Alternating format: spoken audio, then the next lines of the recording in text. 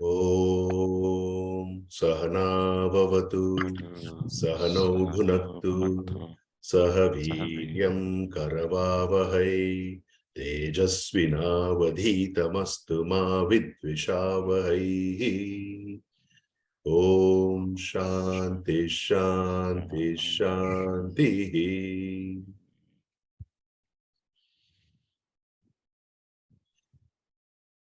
Hari Om everyone, and today we are revising Manisha Panchakam.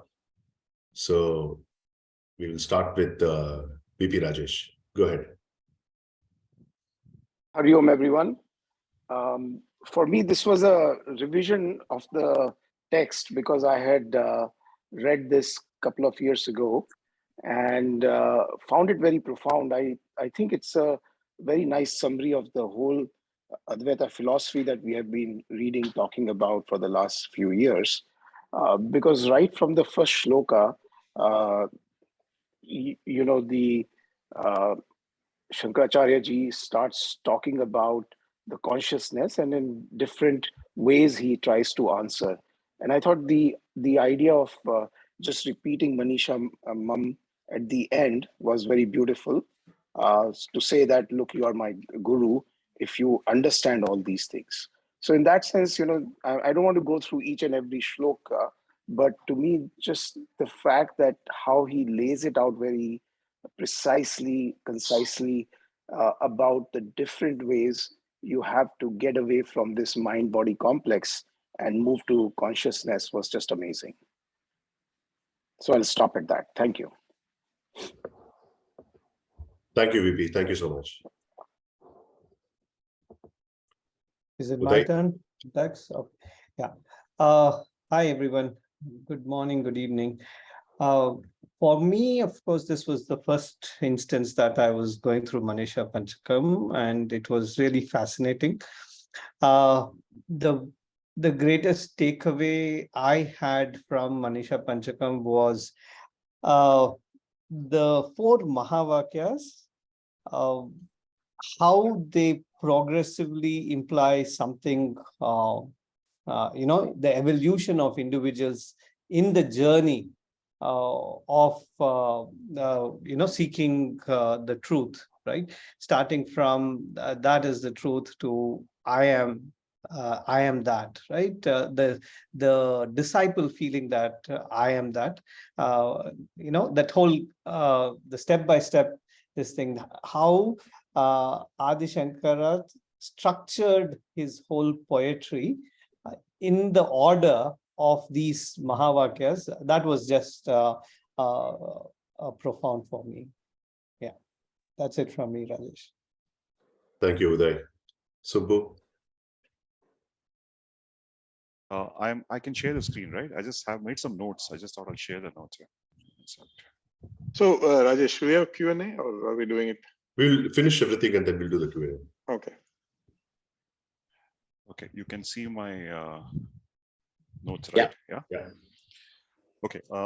So when I started doing this preparation for Manisha Panchakam, I realized that the reading that I had done was of 2 parts. One was what Shankara was trying to say in the Manisha Panchakam, and the second was the kind of commentary that was available by various authors and Swamijis, etc. I realized that if I had stuck to the commentary, I think there are volumes of this commentary available, and it is not enough, to cover that. So I just stuck to what the essence is in terms of what this, this entire episode is all about. And starting with the Chandala's question, for me, I thought that was a, fabulous, a very profound statement and a question which was put to Shankara when he was asked to move away.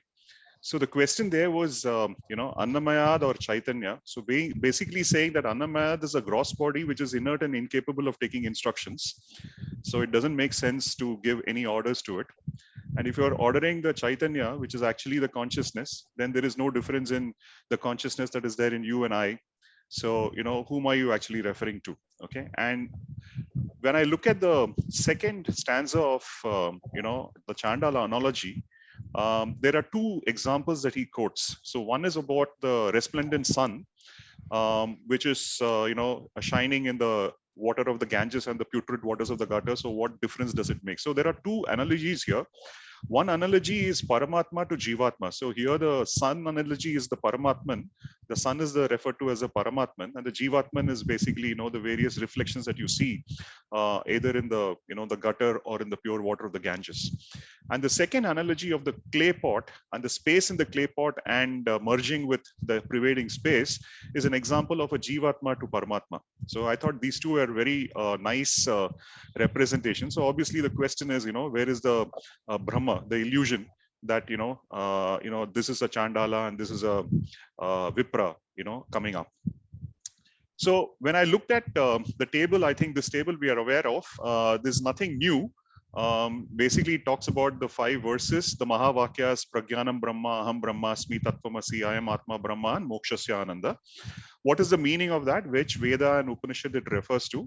What is the Vakya? So what Uday was referring to is that Aham Brahmasmi is when the Guru puts forward his own experience as of the reality to the student. Tattvamasi is when the Guru teaches the student that, how to experience it himself. And I am Atma Brahma is when the student, after making the inquiry, reports back to the Guru of his personal experience of reality, right? So obviously the 5 verses talk about 5 different things. The first one is about the Jiva Brahma Vedanta Rahasyam, which is about Jivatman and Brahman. The second talks about the Paramatman and its presence and its appearance in the Jivatman and the individual bodies. The third verse talks about what are the benefits of having this wisdom, right, for any person.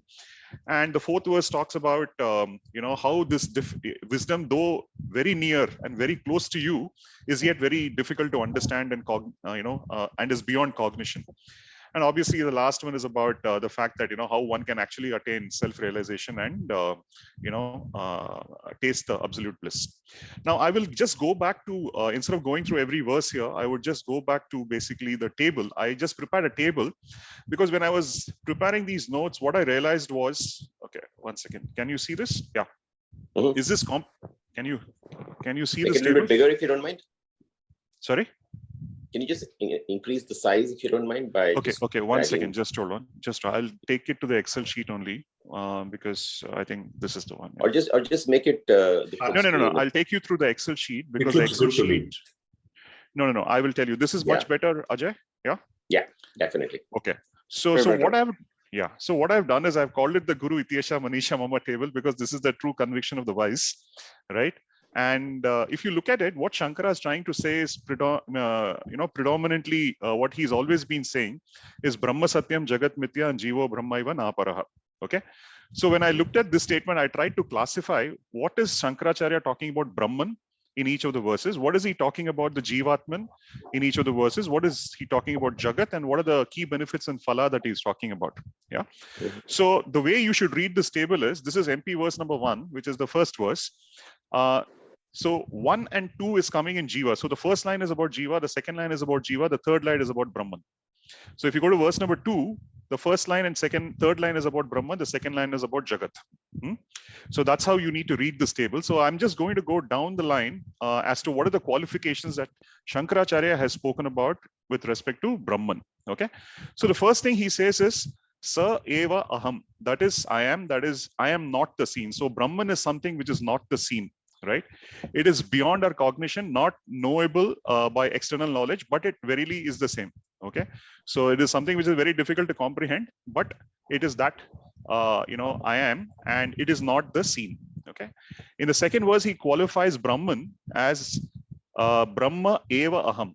Okay, I am Brahman. Entire universe is an expansive consciousness, subtle and perfectly unfolding itself. And it is Sukathare, Nitye, Pare, Nirmale. These are the qualifying words, which is Sukathare is absolute bliss, Nitye is forever, Sukathare, Nitye, Pare is supreme, and Nirmale is, which is uncontaminated and perfect. Okay. And in the fifth verse, he again gives you a fraction of what this supreme Brahman is capable of. So he says that a minute fraction of the ocean of supreme bliss Brahman is enough to satisfy adequately Indra and the other celestials. So it is, it's even a fraction of it is, enough to satisfy the wants of the deities and the gods and the celestial gods. Now, looking at Jivatman, what is being said is, in the first verse, The indwelling Atma consciousness in all jivas is distinctly shining in the waking state, the dream state, and the deep sleep state. So basically, when you talk about human embodiment has 3 bodies and 3 experiences. Okay, so the bodies is basically Karanasha, I mean this gross body, the subtle body, and the causal body, which is primarily the Annamaya kosa, and then the 3 next kosas, that Prana, Mana, and Vijnanamaya, and then Anandamaya kosa, which is basically the causal. So it is a sum total of these 3 bodies and the 3 experience, which gives like raised to basically a human experience. So he says this, starting with the Jivatma, he says the Jivatma is the one which is clearly shining in all the 3 states, that is waking, dream, and deep sleep. And the second thing he makes is, it is the same Jivatma which is in you, is pervading from the Brahma to the Pipilikanta, which is the ant. Okay, and it is a Prota Jagat Sakshini, which is the eternal witness, right? The other qualification for the Jivatma is the inner consciousness. This is Yatiryang Naradevatabihi Ahamityantas Putagrihite. Basically saying that Yatiryang is basically all the animals. So it is a consciousness which is not only there in you, but it is the same consciousness there in animals, humans, and gods, right? Something which is similar to Pipilikanta and Brahma, right? And the second qualification he gives is, it is through this light of consciousness that the insentient, that is the inert body, mind, and objects, which is basically the Karana Sharira, and I mean the gross body and the subtle body, actually gains intelligence and performs functions. Okay, and it is very much the same mind which is illumined by the consciousness that it actually eclipses the entire consciousness. So the metaphor that is being used here is that of a sun which is illumining the cloud, but it is the same cloud which is actually hiding the sun. Okay, coming to basically the next part, which is Jagat. What does he talk about Jagat? Jagat, he says, is again, all sentient world is born out of lack of awareness, basically coming out of the 3 gunas, okay, which is superimposed by Maya. And then he says that this world is constantly changing, though it appears to be permanent, it is not permanent. It is ever changing and ever perishing. Okay, so that is a qualification for Jagat. And what is the Palastuti of having this knowledge of Brahman, Jiva, and Jagat? What he explains in line number 3 of verse 3, that is, one who contemplates on this with a clear and blemishless intellect, silent and peaceful mind, attains the infinite knowledge, the flame of which burns down your karma, past, present, and future, except for the prarabdha, for which he remains only a witness. So essentially, what are the qualifications, after having this knowledge? So one is to have the knowledge, and then to contemplate on this knowledge. So on the contemplation part, what he is referring to is a clear, blemishless intellect, silent, and peaceful mind. So basically, when they say peaceful mind, my understanding is a thought-free mind. Okay, a mind which is completely Galita Dihi. We spoke about that in verse number 5, where the mind actually merges and dissolves itself into the consciousness. Okay, so what happens therefore? How is it that the prarabdha is only running, and why is it the past, present, the rest of the karma is completely burnt? It is because the way it is explained, Tadatmananda explains this beautifully. He says, it is the ahamkara which is the owner of actions, and therefore the owner of the result of actions.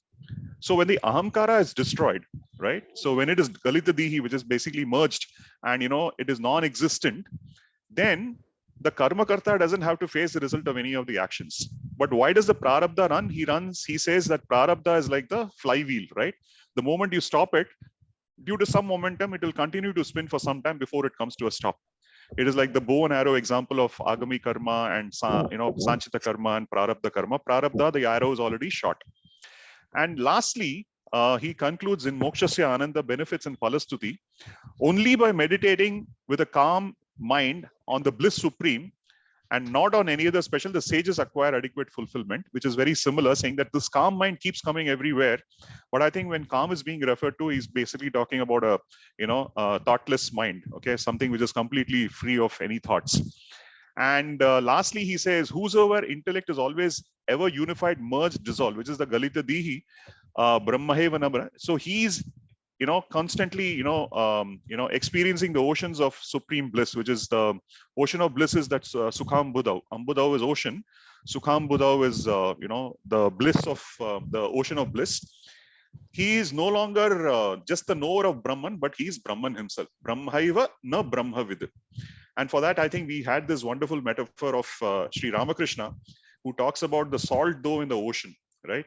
So when the salt dough actually, moves into the ocean, it finally dissolves completely, and then it becomes one with the ocean. So this is basically my summary of, sorry, just 1 second. Yeah. So this is my summary, Rajesh. So over to you. Yeah. Fabulous. Thank you very much, Subbu. Excellent, So, Subbu. Excellent. if you can Can you share please this? stop Yeah, sharing. Awesome I can. presentation. I can. I'm actually okay. I will share this for sure. In fact, I have. How do I stop share? Yeah. Thank you. Yeah. Okay. So Beautiful presentation. Wonderful. okay. Thank you. Thank you. Thank you. I just loved, Subbu, the way you broke it up into Jiva, Those tables. Jagat. Yeah, the table That was was beautiful. actually I an mean, afterthought after writing all wonderful. the verses. I thought it was actually saying the same thing again and again in different ways. So I thought best is to put it in some kind of a table where we can see it from a different perspective, right? It helps to understand things better. Yeah. That's truly amazing. So, Thank you, Subbu. contrary to what I Thank said you. earlier, I think it's probably we'll take a break now to any questions for any of the previous talkers, so that we don't forget if we want to ask any questions or clarifications. Yeah, I think that was fabulous. I think both today and so, how do you connect the evolution of the Tattvamasis, the four Mahavakyas? I'm just trying to see how does it one lead to each other? I'm not following that logic. Like, So, how? So when yeah, he says from- Aham Brahmasmi, okay, I'll just show you that. Sure, yeah. Can I just show you? From Oh, you want to verse 1 to explain? 5. Otherwise, Uday, you can take it also. 1 second, just one. Yeah. So for me, it was simple, very simple. I think Subbu will do a much better job. But Mukul, Prajnanam Brahma was a statement saying that, the consciousness is the truth, right? Is Brahman. The second one, he said, the Guru says, I am Brahman, right? And then the third statement was, you are Brahman. The Guru saying to the Shishya, you are Brahman, go figure it out, right? And the last one is the Shishya comes back and says, yes, now I realize I am Brahman. Mm. That was the progression of those four Mahavakyas that I understood. But yeah, back to you, Subbu. No, Uday, you have done a fantastic job. I don't need to explain further. I think you brought all the points out. It is basically this table, the Vakya, if you read, Mukund, I'll share this with you. It actually tells you that the Guru puts forth his own experience as Aham Brahmasmi to the to the student. Then he instructs, it's an Upadesha. So he instructs Tattvamasi to the student, saying that you go and experience it yourself. And I am Atma Brahma is when the student comes back and says, hey, I've realized, I am the Atman. So that's how it is. Got it. Thank you. No, that's This is from the context of the Upanishad in which these Mahavakyas appear, right? Of course, if you take this, Mahavakyas by themselves, you won't get this progression. But because of I think Rajesh gave a mnemonic, right? ABSCM, right? Yeah. Aitariya, Brahma, Brihadaranyaka, C is Chandogya, and Mandukya. Mandukya, Mandukya. BCM, yeah. Awesome. That is really awesome. Good question, Mukul. Yep. Yeah, thank you. And I always wondered why so many Mahavakyas. Thank you for that. Yeah. All right, to the next speaker, Sakuba. Yeah, so the one good thing going after Subbu is that, I think there is really nothing to share. But so I'm not really going to talk about, add more to what has already been talked about. But I enjoyed. Can you adjust your camera a little, because I can see some black on your left side? Is it okay? On your right side, yeah. Yeah, this is much better, yeah. Yeah, so I enjoyed this whole thing. Manisha Panchakam, because I think this is the first time that we are spending, on the Mahavakyas specifically, because we have heard about all the Mahavakyas, in many of our discussions, or it has been quoted many times. But I think this is the first time, we specifically, had a discussion, a very exclusive discussion on each of the Mahavakyas, which I think was, which made it more clear. But can I take Rajesh? Is it okay to talk about something else here, or is it should I hold it only? Go ahead. Only to yeah. So basically, Subbu and I, we attended an online program for last 6 days, which is basically 2 hours each, which was conducted by Open Pathshala, by a guy called Sudarshan. So so this was on Vedas and Vedanta. So it was not, the contents of the Veda, but it's about, it was like a premier or a 101 program on all the definitions of, how does, the origin of Vedas, the basic definitions, as well as how it was transmitted, what was the purpose of each Veda, then, the Vedic jargons, as well as, how each of the Vedas, how it consists, each one consists of the mantras, brahmanas, aranyakas, and Upanishads. For many people here, some of these things may be very basic, or they may be already aware of it. But at least for me, we've been hearing a lot of lectures, but I think this helped me to connect the whole thing, in terms of what each Veda is focusing on, and so on. So, and then it moved from Vedas to Upanishads to Brahma Sutras, then Itihasas, Puranas, Agamas, Bhashyas, Vivadas, Sutras, and then Prakarana Granthas. So it talked about all those things, and then it went into the Sanatana Dharma as a whole. What are the different schools under Astikas, and what are the different schools under Nastikas? So, one other thing that is kind of a revelation is that, when we say, Astikas and Nastikas, both actually belong to Sanatana Dharma only. And so how it, what is the difference, and why do we consider, even a Nastika also as part of Sanatana Dharma? So that part was really good. And then it ended up with the three, basically mainly 3 schools of Vedantic, thoughts, which is basically Advaita, Vishishta Advaita, and Dvaita. So they got spent. So it was, I felt that, it was a good time spent over 6 days, 2 hours each. Just wanted to share that. Awesome. Thank you. Fantastic. I just had one question, just for the entire group, actually. We're following the Advaita Vedanta line of thought, right? And we rationalize everything from that sort of vantage point. How should we think about the other schools of Sanatana Dharma? Because they have a different viewpoint, and there is no right and wrong, I would like to believe. But how do you sort of rationalize that in your head as to, we follow Vedanta, but then other schools of thought which are not entirely wrong from a different sort of viewpoint? I think it's that question always comes to me, when I read about other schools. So this instructor made a comment, Ajay, that I don't think people like us are, or even qualified to talk about this is better versus that is better, or one should choose over this and so on.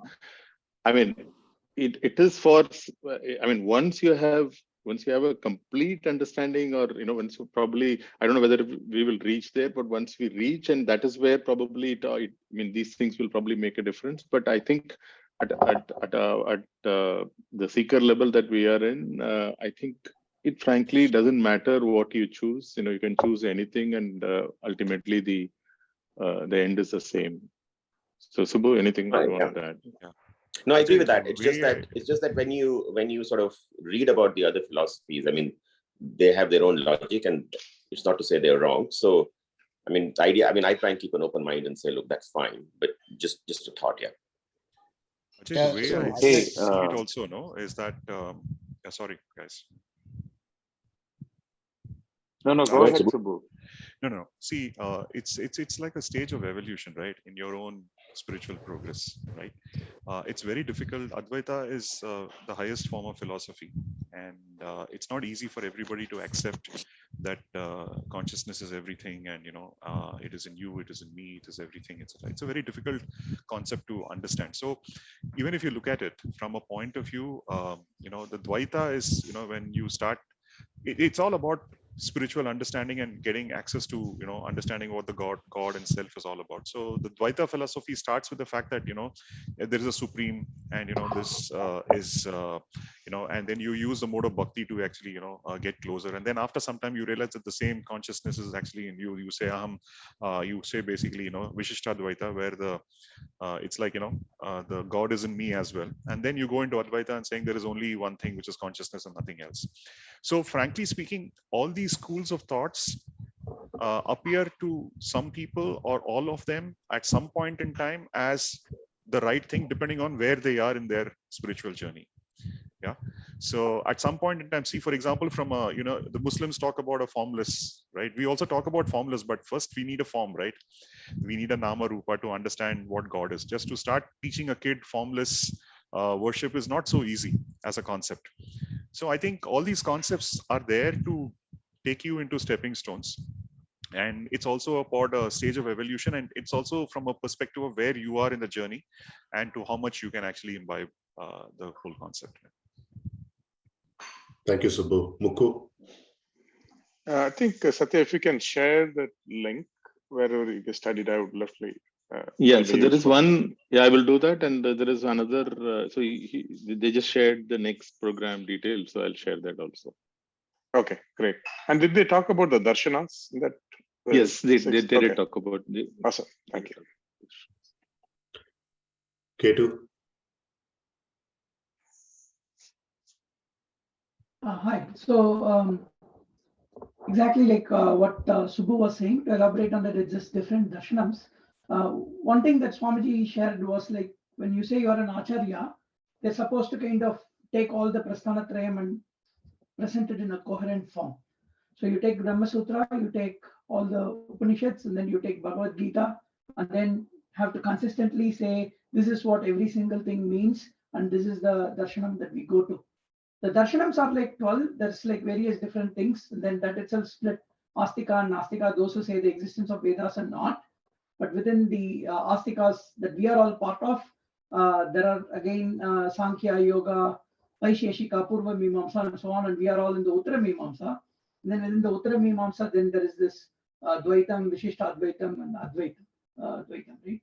So the way I understood two ways.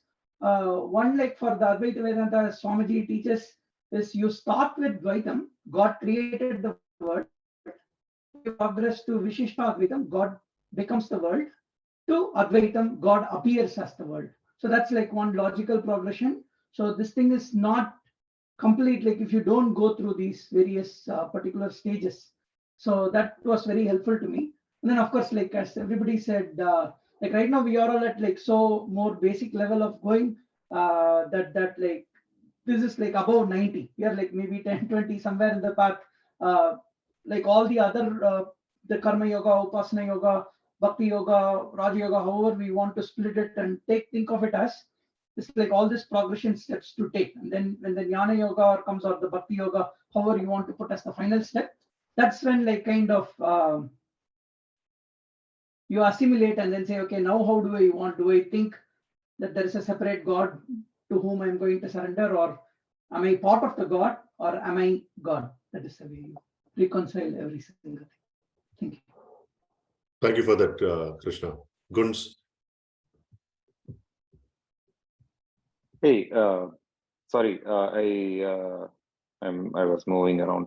So I think, like Alpana said, all the points are covered.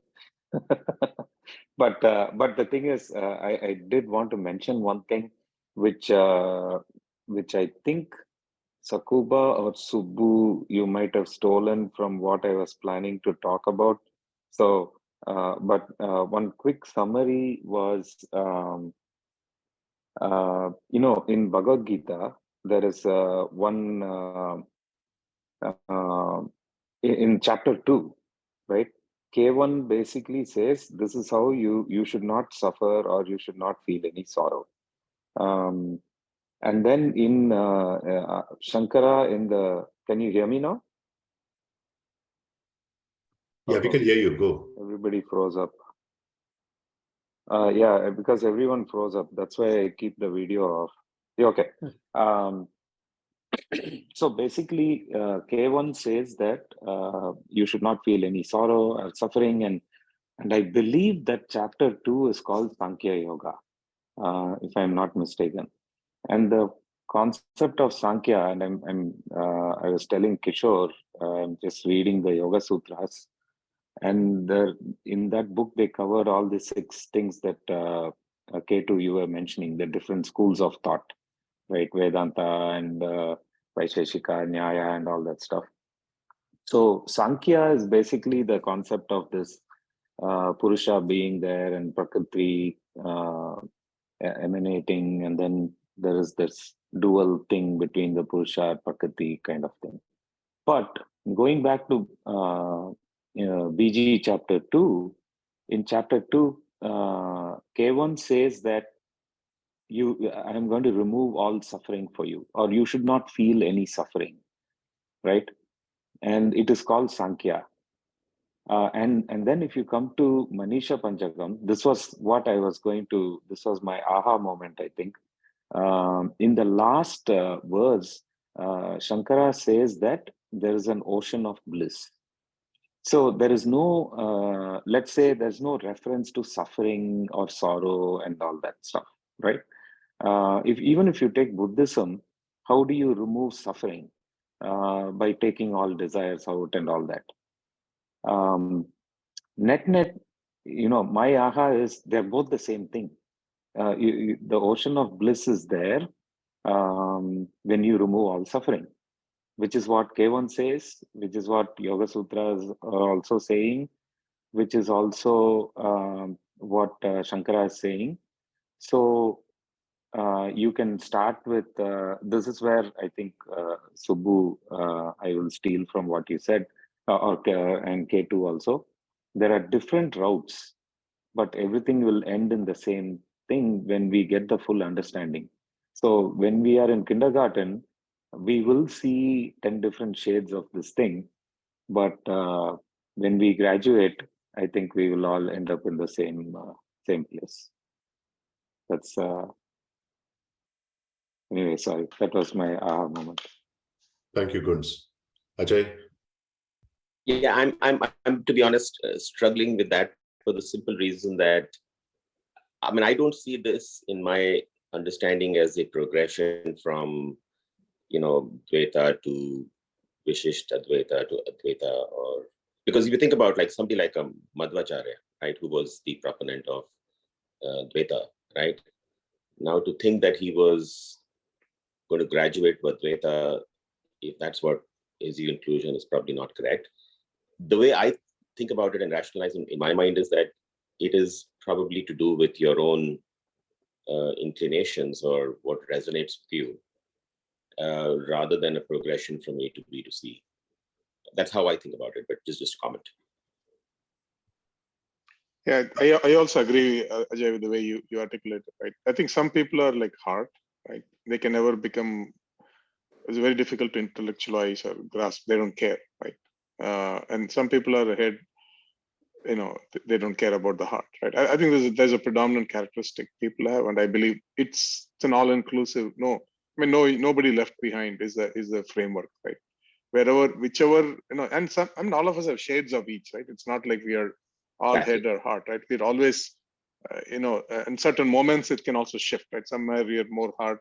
So I think it's a philosophical, or not even philosophical, scientific framework, which can take anybody from anywhere and any point in time and lead you to a point of no suffering, or ocean of bliss, however you want to characterize it. That's how I personally also, my perspective is the same there.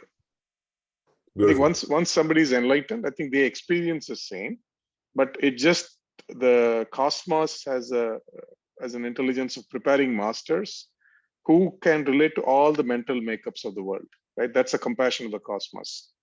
So, somebody who is completely thinks logical 90% of the time, there's a master they will resonate with. Somebody who's completely 90% of the time the heart, there's a master they will resonate with.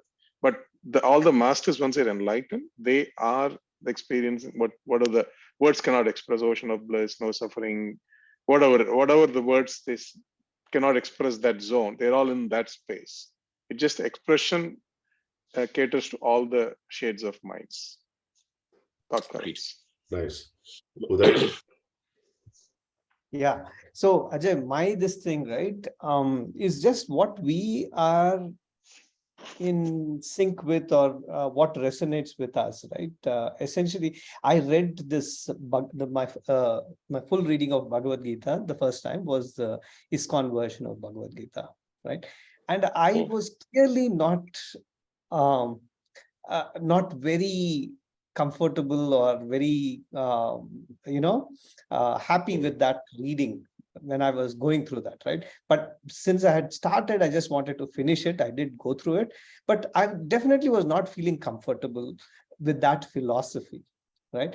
But when I read Swami C's version of Bhagavad Gita, right, that I'm very much, in line with, or it resonates with what I feel should be the way these teachings should, this thing, right? So I guess for each of us, whatever resonates well with our this thing, and I think it just happens that all of us, at least for now, resonate with the Advaita philosophy, right? So that's where I stand.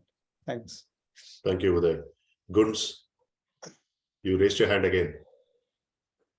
Oh, yeah. No, I was just going to comment very similar to what Uday was saying. So the graduation, Ajay, I think is for like us, right, seekers.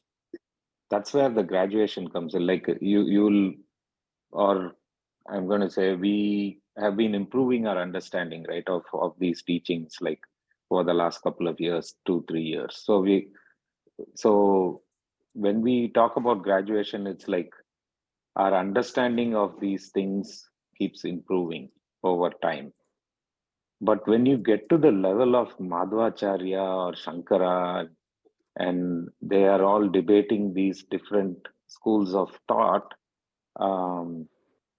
it is at a very, very different level. I think at the heart of hearts, they're all kind of seeing the same thing, but the way they are communicating to the world is with a different lens for people to understand, whatever they are communicating a little bit easier and get closer to that.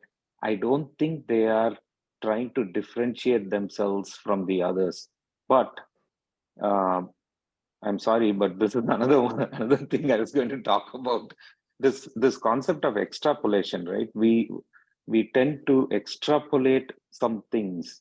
Shankara himself fell into the trap in the first verse. He makes a mistake of seeing the Chandala, right? And not Shankara, sorry, his people, I guess. They are kind of shunning the outcast and saying you can't come forward and all that. They are themselves differentiating, and they're all disciples of Shankara. They're not supposed to do that. So I would say they were almost like, how I was growing up as a child. I was told that don't talk to that guy because he is lower than you. There's absolute trash, but now I've definitely graduated from there, but I still cannot reconcile, Dvaita philosophy and Advaita and all that. I really don't think it matters. We keep on learning and we'll keep progressing. No, you disagree? Agreed. Yeah. Oh, okay. You're shaking your head, so. No, you said no. Anyway. You said no to something, and I said, yeah, no. Oh, okay. Yeah. Go Vidya. So for me, I have been brought up more like a Vishishta Advaita, and only now I'm learning about Advaita, right? So for me, I think being very rooted in Vishishta Advaita and part of Dvaita. Being an Advaita, coming to Advaita is making me more understand of what is Vishishta Advaita. So, and what I see is every day, I'm toggling between all the three. As a person, I've not even gone to a place where I understand all three, but I at least see that every day I'm toggling. So if I have fear, then I'm saying, oh, you are the God, like that. But at times of bhakti, I'm really with Vishishta Advaita, like I surrender myself and I find peace in that. The moment I surrender, that minute I find peace. But at the same time, sometime when I say I am the Brahman, there is also peace in that, in the sense that I don't go back to fear and I don't have to go to say that, oh, save me. There's nobody to save me. So I'm finding that understanding between all three. And we do go, up and down between these three. And the minute you get one which saves you or makes you good, that's what you need to follow that moment. Awesome. Beautiful, Vidya. Vidya. Very nice. Awesome. Thank you, That's Vidya, a practical one-on-one on philosophy. Yeah. It's an applied science. So Mukku, you are the last one to go with your hand raised. Yeah, I just wanted to actually echo on Alpana's comment there, right? So I think once people, I've seen, at least my experience, all the masters I met with, even though any philosophy they may articulate, but you will see they're the ultimate bhaktas in that sense, right? A beautiful incident from Swami Vivekananda's life, right? So when Ramakrishna was there, like in a winter where there's no mangoes, right? Ramakrishna suddenly said, can any of you get me mangoes, right? So all the other disciples like thought, what's he's talking? This is not season, there's no winter. So spontaneously Vivekananda just got up and went, and he came back with mangoes, right? So then later he explains, when my master is asking, it's a bhakti, right? Vivekananda is an intellectual. You have to understand his framework mind is an intellectual. At one point when he came to Ramakrishna, he said there's no God. He was heavily influenced by that philosophy of no God and all that, right? No deity worship is bad and all of that, right? He's completely rooted as an intellectual. But when he matured to a point, so once he came back, then people asked him, where did you find it? He said, when my guru asking for things, it will be there. So which is zero intellect, but just pure bhakti, right? So from the spectrum of an intellectual, where he expressed, if you look a lot of Vivekananda's work, it's all intellectual expression.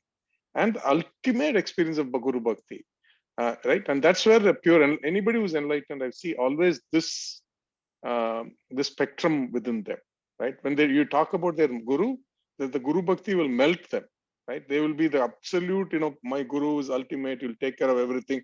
You will see the duality like to the 200 degree, right? Like not even 100 degrees, 200 degrees. But when they talk about the experience, if they are Advaita, they will talk about Aham Brahmasmi. Just very clearly, you will see that almost a discard view in it, right? Unless you are able to comprehend this framework, you will always be very tormented by, even when you look at them, saying like, how's he folding his hands and he's saying like, you are God, right? I mean, like, this makes no sense. Just want to color that Alpana's thing, you will always see that once you reach the pinnacle of the mountain, you see all the ways and you express all of it actually in one way. You articulate the way you came up to the mountain, but you express all dimensions of it. Beautiful. That's what I've seen. So I mean, my experience. Yeah. Alpana. I just wanted to quickly add one thing which Krishna did mention, but in case you didn't capture, Vedanta is all three of these: Dvaita, Vishishta Dvaita, and Advaita. So they're all Vedanta. Sometimes we confuse that Vedanta is just Advaita. It's not true. So these are the branches. True. Yeah, so that was one thing. And then the second thing, I just wanted to narrate that Hanuman story is very beautiful in capturing whatever this is. That as a body, I am your servant. So that is Dvaita. As a subtle body, I am your part. That is Vishishta Dvaita. And as a soul or Atman, I'm same as Ram. So it's it's how you operate. So whichever level you are, which I think Vidya is very nicely this thing, but even in life you can see. So as a gross body, we all can follow Dvaita and can find peace in it. If we are feeling emotional level at a subtle body level, then Vishishta Dvaita is the best. And at the Atman level, it's good to know that, and then you can follow all three. So is it fair then, Alpana, to say that Advaita is the highest of all them? Of them So all? you Or can't not? say highest because Because it connects to the highest sort of body doesn't Brahman. exist.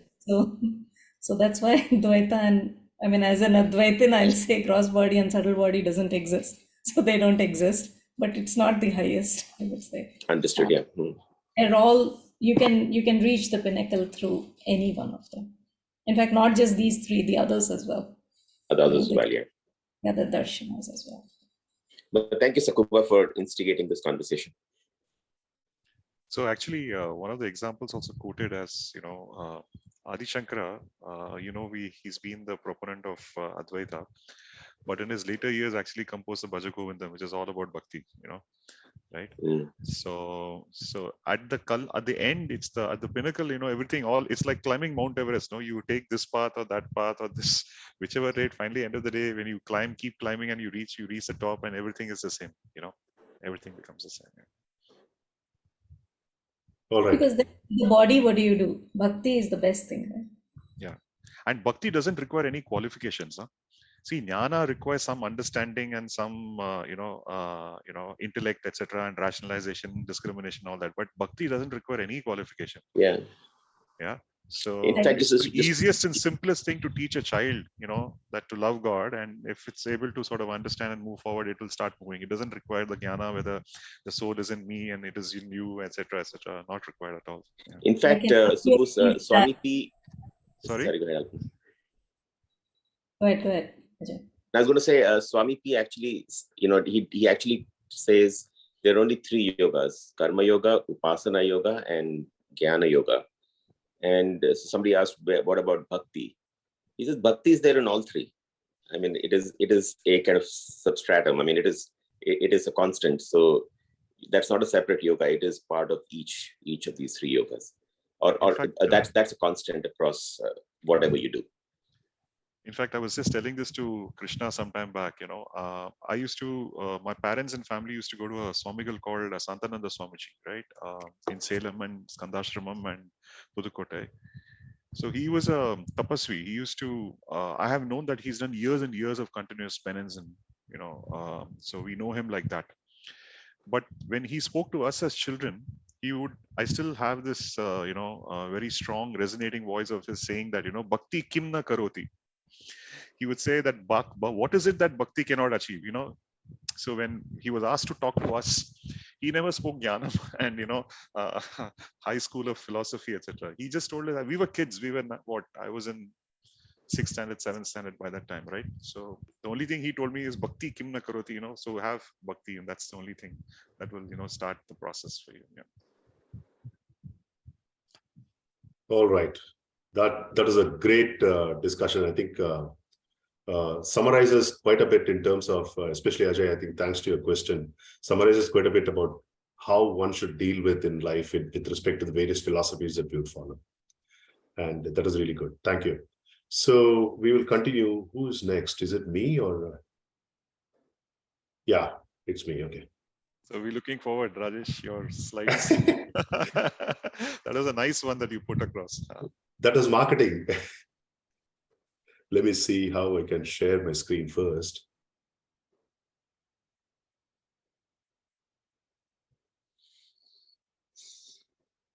Marketing and sales also, Gunta. Okay.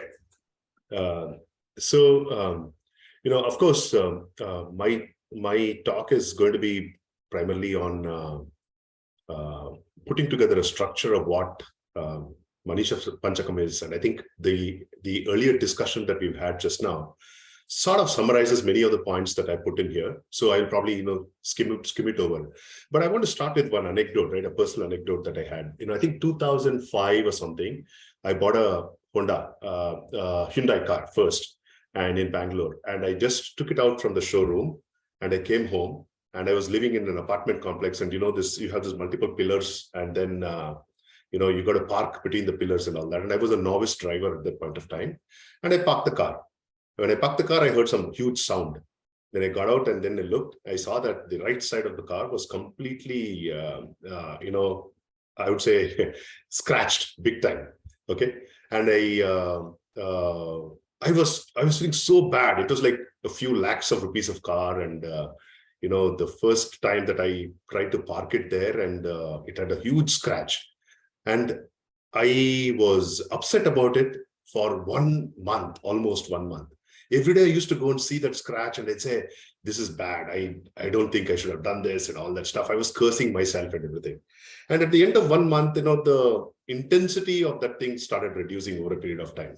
So what had happened was my ahankara had extended beyond my body mind to my car. And I started feeling that my car is also part of me. And over a period of time, that kind of dropped a little bit.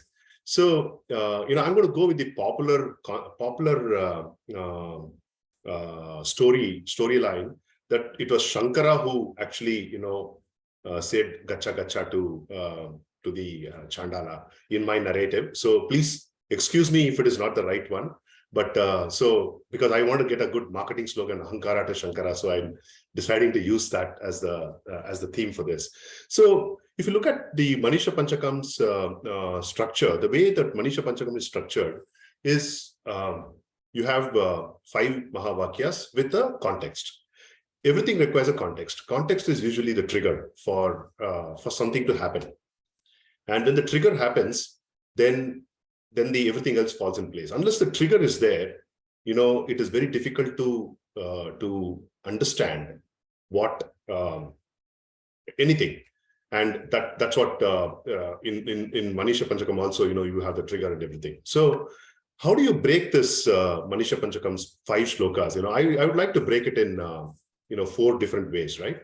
So the first is a trigger, and the next is the shlokas 1 and 2 combined together. And then the third shloka, 4th shloka, and then the fifth shloka. So what does shloka 1 and 2 say? Basically, it says that Prajnanam Brahma and Aham Brahmasmi. These are the 2 shlokas that it says. Now, if you look at it, this is the person who is Brahmanishta, who knows that he and Brahman are no different.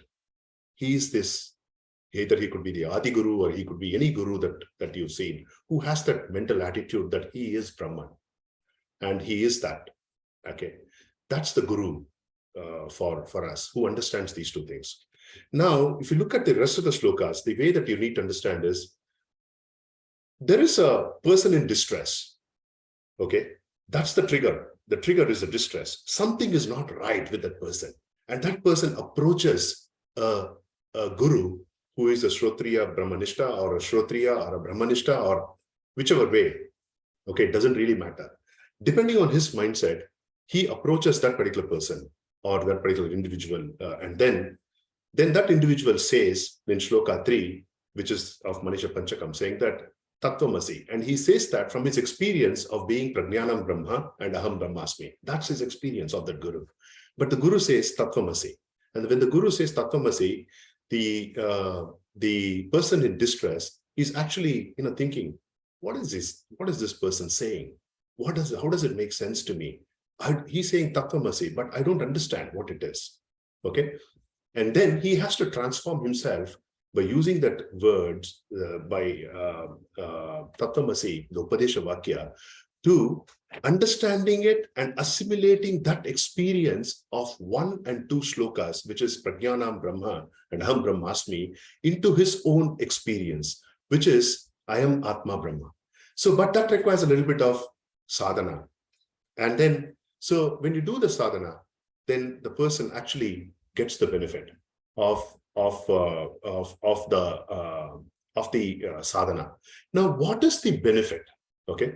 If I were to summarize, the benefit is the ego in us, or the ego is a wrong word in English. Let me call it as ahankara. Ahankara means something that you think, that you are, that it is part of you. Like the car, in my case, was part of me for 1 month, till the time I dropped the car, ahankara, right?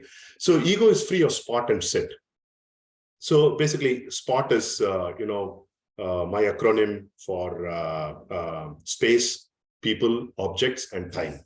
And sit is sorrow, ignorance, and time. Okay. So ego is free of spot and sit. So this is the structure of Manisha Panchakam. So now let's take two specific examples, right? Let's look at Adi Shankaracharya. Adi Shankaracharya had this momentary lapse of reasons, coming from Pink Floyd days. He had this momentary lapse of reason. And then there was a correct context set for that, correcting that momentary lapse of reason within Adi Shankaracharya. There was a completely contrast person who came in front of him, who is not a Brahmana, who is a Chandala, a dog eater, and unclean and all that stuff, compared to Adi Shankaracharya, who is quote unquote pious and religious and has a bath in Ganga every day and all that good things. Okay, so the context is set for that person to, saying that your momentary lapse of reason has to be changed. And so, because this Shankaracharya is adequately prepared, the momentary lapse of reason is just for a moment. And so instantly, the jnana that he is Dakshinamurti, he is himself. There's no difference between Shankaracharya, Chandala, and Dakshinamurti, who are all nothing but Shiva, different forms of Shiva. So it's Shiva just acknowledging himself as Shiva, the Advaita philosophy that comes in. And that's for those people, this path is for those people who have that mental attitude of Aham Brahmasmi already in some fashion or the other. But there are going to be times when they miss that.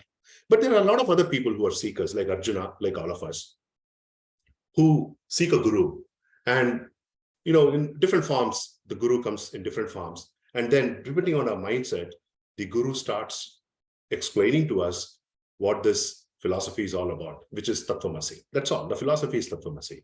And so in the case of Bhagavad Gita, in the case of Arjuna, or in our case, we understand the entire concept in the form of Bhagavad Gita shlokas 2.1 to 2.53. Now, here is what I was pondering about, right? Bhagavad Gita is meant for whom? Is it meant for the Atma in me? Is it meant for the body in me? Is it meant for my car? Is it meant for my mind? Or is it meant for my intellect? Is it meant for my ego? What is it? Whom is it meant for? Okay, what is the Upadesha for? Okay, so when I'm trying to understand, when the Guru said Tattvamasi, and Tattvamasi is, finally I came to the conclusion that Tattvamasi is basically meant for something within this structure of Buddhi, Chit, I'm using that word as memory here, okay, or Ahankara, and Manas and Indriyas. That's how I'm saying. It's not for the body, it's not for my car. It's for one of these things, okay? So, but then I don't really get it. As a seeker, I don't get it. Therefore, my guru is saying, Bhagavad Gita 2.11 to 2.53 is the truth for you, but the rest of the Bhagavad Gita is all the set of sadhanas that you have to do, depending on what is your mental state at that particular point of time in the day, or at that particular time in your mental evolution in your life. It doesn't really matter. And I like the way that Vidya said that she moves from Advaita to Dvaita to Vishishtadvaita across the day. And all of us do that because that's a sadhana part of it. So what happens is that once you start doing the sadhana, which is a mixture of karma yoga, bhakti yoga, and jnana yoga, upasana yoga, whatever that yoga that you call, at that point of time, and sometimes, most of the time, we'll start in a gradation, right? Karma yoga, we start with that, and then finally you go to upasana, bhakti yoga, upasana yoga, and then you go to jnana yoga. Then what happens is there is an elimination of an entity within ourselves which says, this is part of me, I entity, okay? The entity which says that this belongs to me, I have done it. I don't like it. I want it. That entity, the Ahankara, just goes off. And there is just Buddhi, Chit, Manas, and Indriyas who are basically doing the function what they're meant to do. Manas and Indriyas are just going outside, looking at the objects out in the world, bringing it back, understanding it. And then there is Buddhi, which determines what needs to be done with that object, without the Ahankara coming in between, saying that I like sweets, therefore I'm going to eat more sweets. I hate bitter gourd, therefore I'm going to stop eating bitter gourds. I like this person, so I'm going to spend all my time with that person. I hate this person, I'm going to avoid this person. That thing is not there. You see a bitter gourd, you understand it's a bitter gourd. You see a sweet, you understand it's a sweet. That's it. Very simple. Now, what happens once you do that? There's going to be a time for sadhana. And once you do that sadhana, what happens is that the buddhi, chit, manas, and indriyas, which are still going to be part of us, despite the fact that we have really assimilated Aham Brahmasmi and we are the Atman, they become tools. And when they become tools, the bhakti, the karma in this world becomes so beautiful because everything is a tool at that point of time for us. For that person, you use these tools for the benefit of the world.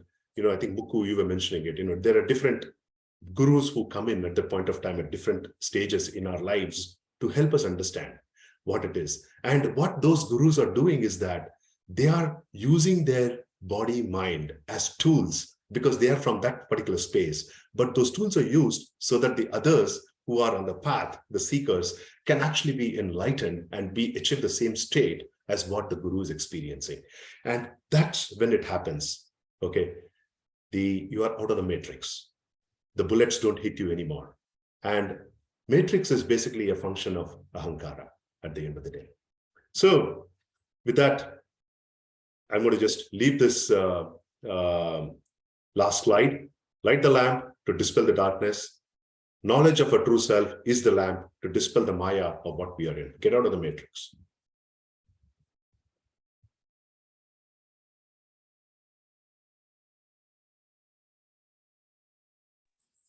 Wonderful.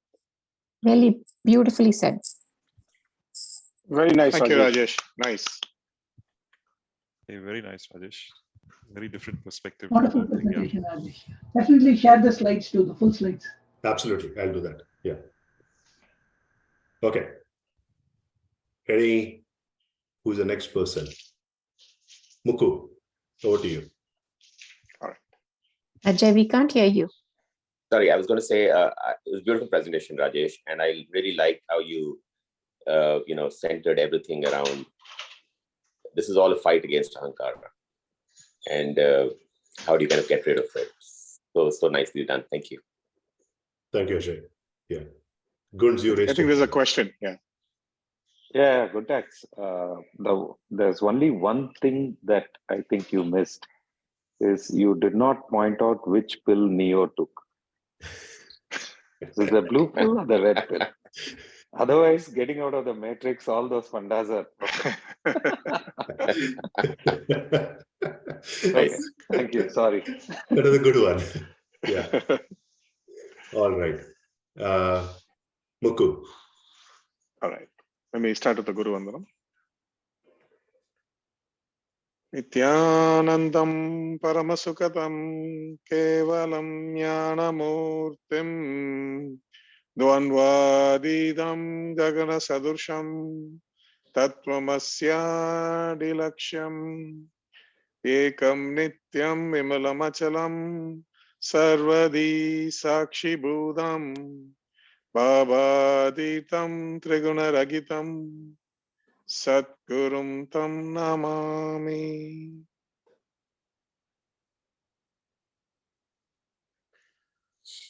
Actually, thank you for who suggested this Manisha Panchakam. I thoroughly enjoyed this few weeks. The perspective, at least the key takeaway for me, is really the context of a guru-disciple relationship. It's not what happened, but what it is.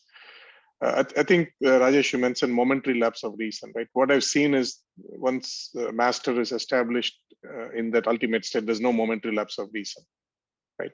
I'm, the way I understand is Shankara never completely understood this deviation. Now, the question then is why drama is getting enacted, right? The perspective, having lived around a guru over the last decade plus, the perspective I've developed or understood again is that the guru is there to take the disciple to a zone of enlightenment. And to me, the zone of enlightenment is a zone beyond judgment, right? Judging yourself, judging somebody else. So constantly the guru will create situations where he will allow the disciples to judge him constantly, right? And then he will give the upadesa that the truth is beyond this, don't judge. So he will, so the judging is really the test the guru gives. In fact, in Tamil, there's a beautiful saying. It says that Sivan Sodipar Kaivida Matar, meaning Shiva will test you, but he will never give up on you, right? Now, the question, if you reflect on this is a seeker's journey, right? Why is the need to Shiva to test? That's really the question, that comes up, right? Why can't he just give me this, food in the plate? Why does he need to test it? Because the testing is all because we are conditioned to judge ourselves, judge the master, judge the world. And this is one important aspect of the master training is giving you, showing you the mirror when you judge, and giving you a teaching to go beyond judging, right? And this is exactly the context I believe Shankara plays this out, whether the disciple said that or whether Shankara said it, all that, any context of that, this is really a kind of leela of a drama that Shankara is playing to give the insight to his disciples. If any of you are judging me here, you are missing the point, right? And like, for example, if there was a disciple, one of the disciples is very rooted on the Brahminical idea, right? Which is strongly a possibility that I am a Brahmin identity. Then the very fact, if the Shankara falls in the feet of Chandalas and this happens, right? That disciple, there's a good chance he will walk away, right? Saying, hey, I am a Brahmin, he's a Brahmin. How can he fall in front of a Chandala's feet, right? So he is now playing to that disciple's identity. See, it's not about what happens outside the society. It doesn't really matter, because it is such an intimate setting. A guru is always playing to his disciples' identities. He's always pushing, testing it. So he is now testing this Brahminical identity, saying, if I fall at his feet, will this guy judge me and walk away? And that's the human tendency, right? How, if I'm stuck in my Brahminical identity, what I'm going to do is I'm going to say, hey, he's not my guru. How can a Brahmin fall in front of a Chandala? And then so I cannot be his guru. I'll walk away, right? But if I listen to the teaching, right? If I stayed back and listen to Shankara's teaching, then I will understand, oh, I am also beyond this body and mind. So that's why they always act the drama, give you the opportunity to judge, and then give you the teaching, right? And then whoever stays, whoever leaves, right? Because it is always, this is the subtlest of a guru-disciple drama that will always happen. Once you meet your Sadguru, the minute you're closer to him, it's always be a period of honeymoon, right? There's no conflicts. The minute you get closer to him, he starts touching you. Where you are stuck, where your identity, it's a custom test, right? Where your identity is stuck, he will put your finger right there by creating these type of situations where either you jump out or you have the bigger picture and continue to stay in. And as you stay in, you see something beautiful will transform. You stop judging others, you stop judging the guru, you stop judging yourself, and then you see suddenly start getting the zone, you see the whole, the experiential zone, all this intellectual understanding is there. But the minute you start being starts experiencing the zone of Aham Brahmasmi or Tattvamasmi or any of that, that happens by when you drop these judgments around the master. When he's creating this drama for you to judge, and when you are able to see beyond the drama and start seeing the truth, then suddenly the being starts to experience those zones, right? Till one is judging, you can never touch those zones. So really the drama being played here is a drama for guru and the Sishya relationship here, where the guru is constantly creating situations. It's not that he did not understand. He completely understood who the Chandala is, who's Mahadeva is coming, it's Mata Veda. Shankara knew that from the very beginning. So it's a drama that Shiva and Shankara are both playing for the benefit of those 4 or 5 disciples who are just in that situation. It's really a personalized test they're giving to those 5 disciples to see who can stick and who's going to run. And they understand some will stick, some will run. And for the guys who are running is where the teaching is coming. The guys who sticking, that's okay. But guys who are on the borderline who still aren't leaving, then he's giving those 5 things, giving him the understanding, hey, I am here to teach you this. Don't get caught in any identities. So that is, I think was one aha was, wow, it's not my, and I've seen this with my guru, I've seen this with Bhagwan Osho, all the contemporary masters whom I've read, I see this. I never thought, how Shankara operated, but it was really an insight. He also did the same thing, technique is not changed over the years, over the centuries. That was kind of one key insight. The second key insight, I think, was, if I was just visual, I was kind of thinking, what the Vatavarana of the seeker, right? How it is important. If the same incident had happened today, right? So now he would be arrested under section 3015 EPC. There'll be like 20 sections he'll be arrested, right? And then there'll be like Barkadat and, Pranav Rai is going. I mean, there's going to be absolute narrative on the social media and television that, Shankara is a casteist or whatever, right? All this, they're going to find every single section and put him, right? And what will come out of the whole narrative is that this Shankara is a bad guy. Don't follow any of his teachings. His teachings, he's a terrible guy. That's what will be the kids are watching today, and all the seekers are watching today, that is the key takeaway they will get. But you look at what happened in a few thousand years back, even though it happened that way, but what came out is a Manisha Panchakam, and after 2,000-3,000 years, we're still studying it, and it is showing us the truth of the higher liberation. So what the society or the ecosystem valued has shifted, right? And I think a lot of us who are seekers who are living in this ecosystem needs to understand this important factor. Otherwise, when Shankara gave that incident, he was letting five people judge. But now the judgment is magnified 500,000, 5,000 times, and the teaching is not even given. See, when you're allowed to judge with the teaching, there's a way you can jump out. But now what is happening, especially with children and all of us, right? We have to be extremely cognizant of this ecosystem now, where the judgment is magnified 5,000 times, and the teaching is also mocked and subdued and not given away, right? And this is important for us also as you're in the journey of seekers, because sometimes you may meet your master or your guru, and you'll be caught in this judgmental drama because of all these media things. So, and teach your children also the same thing. I think those are to me, the key takeaways was, the guru-disciple relationship, how a guru operates, what's the context of the guru. He's never blemished. And then the disciple's context is always not to judge. And then how the Vatavarana of that can have very adverse impact on our ability to seek. I think to me, that was the key takeaway when I listened to this. Thank you. Beautiful, Mukul. Beautiful. Amazing. Any questions for Mukul? Oh, no, very deep and very insightful. Yeah. Very nicely put. Yeah. Well done. Yeah. Really, I mean, this is very something, well done. Yeah, this is something, Mukul, that I had been struggling with it within my head as to why would Shankara, say so, and kind of makes you start to doubt something, right? Mm-hmm. But I think the way you described it is just crystal clear. Thank you for that. Thank you. I got very beaten when you go through a master. He constantly does that to you, So it's tough. And when I saw this technique is not changed, right? I mean, what my master did to me is Shankara is doing to his disciples, constantly giving you chances to doubt him, and in the process, doubt yourself.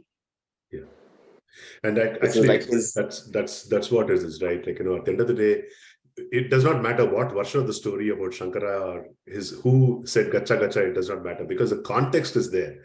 And did Shankara lose his momentary lapse of reason? Probably no, because at the end of the day, he knew who he was, Chandala knew who he was, and Dakshinamurti knew who he was. It was all the same person, actually. But they were doing it for a bigger reason. Yeah, I also felt the same way, Mukul, when you were talking, and your other point also of how we should be very careful in our current everyday life and how we kind of communicate this, right? So if we keep saying, I do as I do, don't, do as I say, don't do as I do, then it just keeps on adding up, and kids and everybody, they'll just call us a hypocrite and move on. And by the way, I've been called that several times. So this is, but of course, I don't think I can say, yeah, I did that only to test you, you know. So Yeah, I mean, we have to be very careful about how we portray ourselves, right? So Yeah, I think sorry, the Ajay? testing part is only for enlightened masters. It's not for. Yeah, yeah. I think if you're testing, then you're just being a hypocrite. That's pretty blunt. Yeah, that's correct. Yeah, I'll just keep proving the point. All right, we got 7 more minutes. I think and we Ajay got was 7 saying more something. speakers. So Sorry, we just see one. what we can progress. Sorry, just one question, Mukku. I mean, if I was a disciple and my master went through that, he said gacha gacha, and then he sort of starts to recite those 5 shlokas or verses. I mean, how would the disciple react? I mean, they would say, look, he got beaten up and now he's covering up. No? That can also be one from a judgment. disciple's. Yeah, that can also be one judgment, right? Again, any judgment, right? Whether you're saying, oh, if the disciple is caught like in what identity the disciple is caught is important, right? If he's caught in a Brahminical identity, that'll be a struggle there.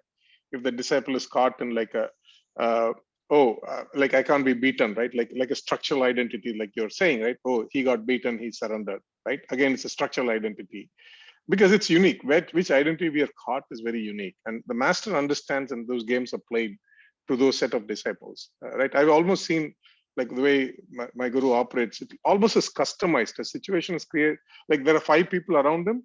The drama is created just for those 5 identities. Now you won't understand it because you're there, you're getting caught, you'll be like reacting, you're responding, you're getting angry, you're feeling all of that.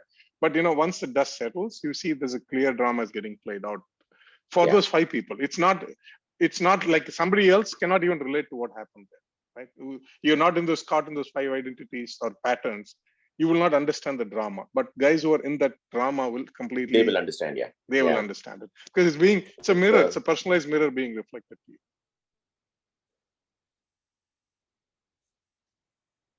Thank you, Mukku. This was a great perspective. I mean, amazing. Thank you. Very welcome. All right. Hey, Rajesh, I have to drop off, and it should be. I mean, I don't know if we can maybe take half an hour in the next session because we still have a few people to go, right? Yeah. And we're getting close to 9 o'clock. Yeah, if you want to go, we can request Manu to give her slot to you. You can complete and go. No problem. Yeah, no. All I said was I need to leave at 9. So yeah, keep going. Yeah, sorry. Okay. So I don't have a lot to say. I'm more in the absorbing state right now. So I'm fine for whoever wants to go ahead. Okay. So it's Ketu, you next. Okay. I can go, but is it okay if we go about? We have only 5 minutes. It's okay. We'll take some extra time today. Okay. I'll try to wrap up. I hope Arpan is not sleepy though. Waiting for Ask Swami session, which is half an hour later, so I'm good to go. So Hari Om, everyone. So for me, Manisha Panchakam was like a big reminder once again to kind of connect myself with lots of the teachings from Bhagavad Gita itself. And so the Gita itself, there is a initial Dhyana shloka that says Sarvo Upanishado Gavo Dogda Gopala Nandanaha Partho Vatsa Sutir Bhokta Dugdam Gita Mritam Mahat. So like all the Upanishads are the cows, and then Krishna, the Gopala Nandana, is like the cowherd who took the milk, extracted the milk and gave to us. And here it seems like Adi Shankaracharya took all the 18 chapters and 700 verses, milked it and gave it to us like in 5 verses, like power-packed verses. So again, kind of now to zoom out, we could not read all the Vedas and Brahma Sutras and everything. So there is Gita, but then we come to this condensed form of Manisha Panchakam. But this is just like 5 short verses and 4 Mahavakyams here. So to kind of zoom out a bit, I took help from the Bhagavad Gita. Like wherever I remembered, oh, this is like a nice place that I could connect, I picked out some of the shlokas. So coincidentally, the topic extending, the first one that come to me, Jagrat Swapna, the very first thing, Sputatara, this is very clearly evident. Ya Samvid Ujrumbate, what is that consciousness that is shining in all the beings? And so chapter 13, the first couple of verses are majestic. Idam shariram kaunteya, kshetram vidiyate. So that starts with like everything is a kshetra, and kshetra just does not mean body alone. It means every single experience is a kshetra, and whoever is knower of this kshetra is a kshetrajna. So this is what Professor VK also, when he was giving Vishnu Dasanamam, he said kshetra jna akshara evacha, and he was giving that same meaning. And that second line, when he says kshetrajnam chapi mam vidhi, that phrase is the one that connects. The kshetrajna is actually me. And that becomes like this Mahavakyam that like I was reminded of when I read this first verse of Manisha Panchakam. And coincidentally, all the topics we talked about, Madhvacharya, Sri Ramanujacharya, Sri Adi Shankaracharya, all of them differentiate on this one phrase. Kshetrajnam cha api mam vidhi. These 4 words, the way where they put the and, where they take the mom, or they take Kshetrajna and mom as different or the same, becomes the Dvaita, becomes the Vishishta Advaita, and then becomes Advaita. Everyone writes elaborate commentaries in Sanskrit, and everybody writes sub-commentaries and then expand on top of this. And then the next line of that also had like very nice thing. Ya Brahmadi Pipili Kanta Tanshu Prota Jagat Sakshini. That Prota is like this one that is contained in, and then everything is becoming like this witness. And then I remembered like in chapter 7, that exact same word, Prota, is very well used by Krishna too. So he says, Mai Sarvamidam Protam Sutre Manigana Iva. Like all there is like this thread, and all this are pearls, and I connect every single thing, everything exists in me. So it's like this continuity part that exists, which is the Anvaya, which is the immanence that you can say, the Antaryamitvam of Bhagavan, but at the same time that is not mixed with everything else. It stands apart without, that's like the transcendence part, that is the Vyatireka part of it, Anvaya Vyatireka, the way they split it. And so the first one is Vishwam, the next one is Vishnu, the first 2 lines of Vishnu Sahasranam. And then so the next verse, when I was going through, I was looking at Professor VK's Bhagavad Gita book, and I completely missed this like the first time that I was reading this. So this is right in chapter 6, verses 29, 30 and 31. So 29 is Sarva Bhutam Bhutastam Atmanam Sarva Bhuta Atmani. That's how it starts. And then 30 goes Yoma Pashiti Sarvata Sarvam Cha Mahi Pashiti. Whoever sees me everywhere and see me everywhere in everyone else. And then Sarva Bhuta Stitam Yomam Bhajante. So there's the 30th verse. And these 3 actually correspond to Tvam Padartham, Tat Padartham, and Asi Padartham. So one where like it's a human form saying everything is equal, and then there's a God form that is saying see me everywhere, and then there's Asi Padartham saying Ekatvam Astitaha. There's like this one unified vision of every single thing.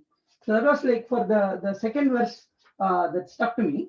And then the third verse of Manisha Panchakam reminded me 2 powerful shlokas, again majestic verses from Bhagavad Gita. One is from chapter 4, verse 24, Brahmarpanam Brahmahavihi. See everything as Brahman. I don't need to go detail explain into that. But the other one that struck me more was this chapter 9, verse 80. I'll just read that thing.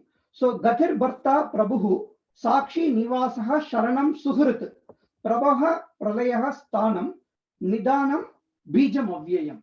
So every single word in this is super power packed. And again, borrowing from Professor VK's book, this single verse actually contains all the 4 Mahavakyams. So first to look at just the meaning alone. So Gatihi is like the supreme goal for us. What is the goal? Bharta is the one that is the sustainer. Prabhu is the master. Shakshi is the witness. Nivasaha is the abode where the final resting place is. Sharanam is the shelter. Suhrit is a friend. Prabhavaha, Pralayaha, that's like the origin and the dissolution. Sthanam, where is the repository. And Nidhanam is the resting place. And Bijam, Avyayam. Bijam is the seed. And Avyayam is the imperishable. So like every single one of these words is perishable. Just like the same flavor of Brahmarpanam, Brahmahavihi. Bhagavan is saying, I am the supreme goal in all the living beings. I am the sustainer. I am their friend. I am the origin and resting place. I am the repository and also the seed that created this whole thing. So if you look at it, the word Gatihi is Tattvamasi. That is the goal.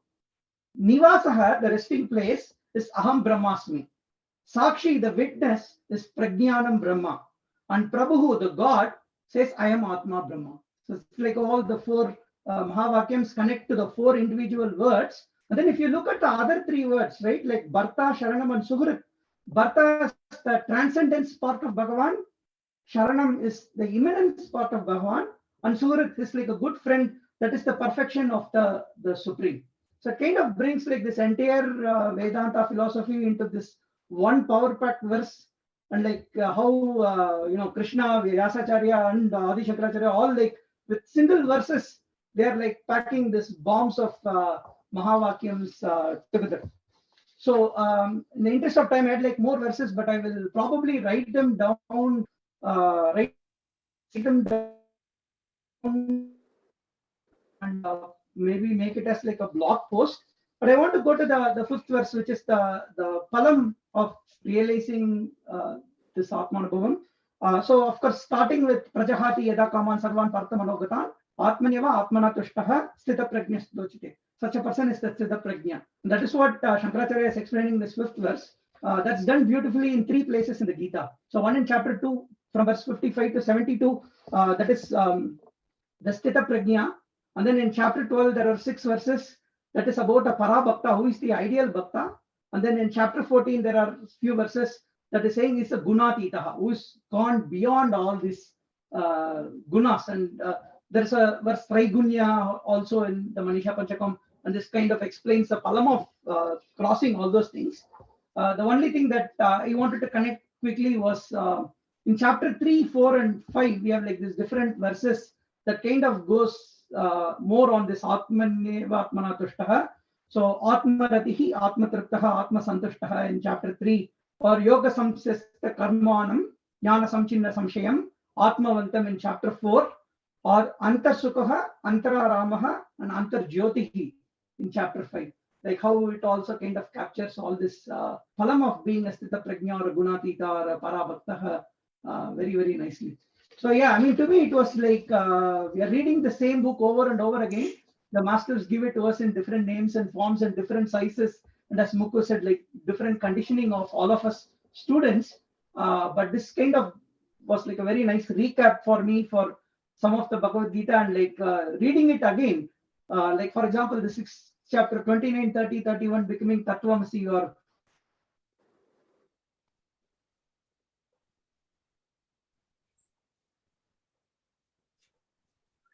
Krishna, we can't hear you. You're muted. The last sentence we missed. The last sentence. No, I think you're double muted, Krishna. We still cannot hear you. So maybe Rajesh, right? Next week, should we start with Krishna? Because I think there's no, I mean, this is all important. This is why we meet, right? Yeah. We don't need to rush this, is what I'm saying. No, we don't need My to rush suggestion this. is, yeah. We don't need to rush this. Okay. Krishna, we can't hear you. You'll have to redo this. Shrotriyam is not happening. Okay. So we have Guns and Alpana and Ajay. I think Ajay has dropped off, looks like it. Guns and Alpana. Ajay is there? Okay, yeah. Okay, Guns, do you want to go next? We'll come back to Krishna later on in the next week. Hey, I actually I've been preparing some notes, so if it's okay, I will do it next week, because there are more connections I'm getting. So, so maybe we should do it next week, Rajesh. I think May can do the whole thing next week. Yeah, because I think it's getting time to, right? So okay, so should we pause it now, or let's pause it and go to next week. Yeah. Okay, so it's Guns, Krishna, Guns, Alpana, Ajay, and maybe if anybody else wants to do it next week, that's fine. Thank you. Yeah. Okay. All right. So let's conclude with our concluding prayer. Om Sarve Bhavantu Sukhinah, Sarve Santu Niramayah, Sarve bhadrani pashyantu ma kaschid dukkha bhaga bhavet. Om Shanti Shanti Shanti. Shri Gurubhyo Namaha. Harihi Harihi Om. Om. Awesome session today.